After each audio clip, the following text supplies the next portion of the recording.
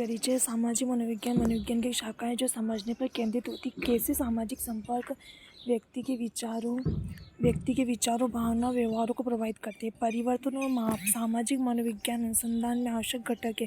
परिवर्तन के अध्ययन से जांचना शामिल है कि लोग समय के साथ अपने विश्वास दृष्टिकोण और व्यवहार को कैसे बदलें, जबकि मापन में इन प्रयत्नों का आकलन करने के लिए विश्वसनीय वैध उपकरण विकसित करना शामिल है। यह पत्र परिवर्तन के सिद्धांत, परिवर्तन को मापने के तरीकों, परिवर्तन के अध्ययन से जुड़ी चुनौतियों सहित सामाजिक मनोविज्ञान परिवर्तन मापन का अवलोकन प्रदान करते हैं। थ्योरी ऑफ चेंज कई सिद्धांत समझने का प्रयास करते हैं कि लोग कैसे और क्यों बदलते हैं। ऐसा ही एक सिद्धांत सामाजिक संज्ञानात्मक सिद्धांत है जो मानता है कि इस व्यक्तियों का व्यवहार, पर्यावरण, व्यक्तिगत कारक, व्यवहार परिवर्तन को प्रभावित करने के लिए परस्पर एक क्रिया करते हैं। इस सिद्धांत के अनुसार जब लोग दूसरों के साथ व्यवहार को देखते हैं तो परिणाम को लाभकारी मानते हैं, तो उनके व्यवहार में परिवर्तन की संभावना अधिक होती है। परिवर्तन का एक अन्य सिद्धांत ट्रांस-थेरेटिकल मॉडल है जो प्रस्तावित करता है कि व्यक्ति परिवर्तन के विभिन्न चरणों से गुजरते हैं, जिसमें पूर्व चिंतन, तैयारी, क्रिया और रखरखाव शामिल है।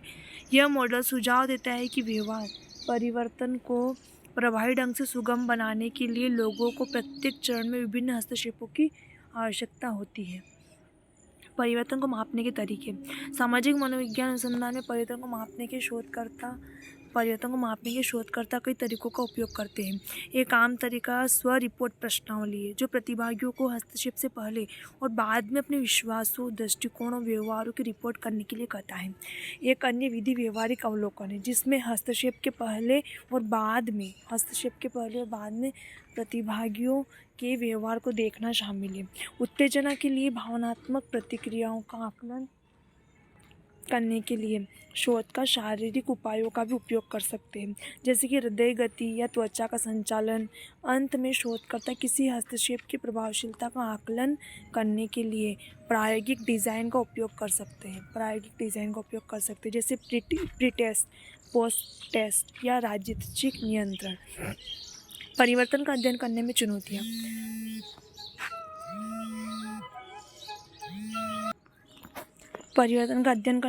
सामाजिक मनोविज्ञान अनुसंधान में परिवर्तन का अध्ययन कई चुनौतियाँ प्रस्तुत करता है।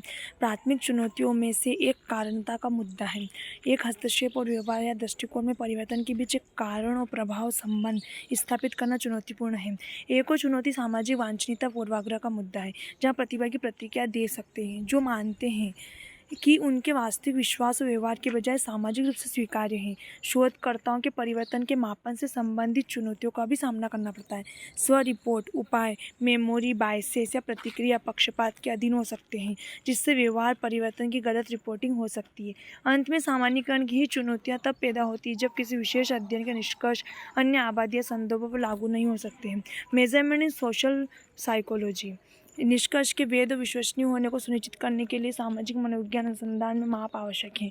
सामाजिक मनोविज्ञान अनुसंधान में मापन का सबसे आम तरीका स्व रिपोर्ट उपाय है, जैसे प्रश्नावली या सर्वेक्षण। हालांकि स्व रिपोर्ट के कई उपाय कई पूर्वाग्रहों के अधीन हैं, जिनमें सामाजिक वांछनीयता पूर्वाग्रह, प्रतिक्रिया पक्षपात शामिल है। इन पूर्वाग्रहों को दूर करने के लिए शोधकर्ता व्यवहारिक उपायों का उपयोग कर सकते हैं, जैसे कि प्रतिभागियों के व्यवहार या शारीरिक उपायों, जैसे कि हृदय गति या त्वचा के संचालन का निरीक्षण करना। व्यवहारिक उपाय स्व रिपोर्ट उपाय की तुलना में व्यवहार के अधिक वस्तुनिष्ठ उपाय प्रदान कर सकते हैं, लेकिन वे उन व्यवहारों की पूरी श्रृंखला पर कब्जा नहीं कर सकते जिसमें प्रतिभागी शामिल हो सकते हैं।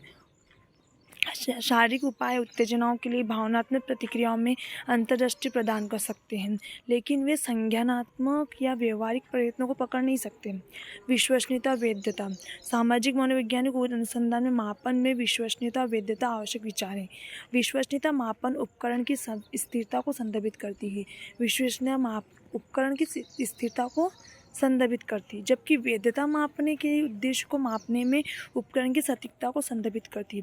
विश्वसनीयता सुनिश्चित करने के लिए शोधकर्ता टेस्ट, रीटेस्ट, इंटररेटर विश्वसनीयता उपायों का उपयोग कर सकते हैं, जो समय के साथ या सभी रेटर्स में माप उपकरण की स्थिरता का आकलन करते हैं। वैधता सुनिश्चित करने के लिए शोधकर्ता निर्माण वैधता का उपयोग कर सकते हैं, जो यह आकलन करता है कि माप उपकरण किस हद तक ब्याज के निर्माण को मापता है। शोधकर्ता कसौटी की वैधता का भी उपयोग कर सकते हैं, जो यह आकलन करता है कि माप उपकरण किस सीमा तक मापदंड माप की भविष्यवाणी करता है। Social psychology communication. परिचय।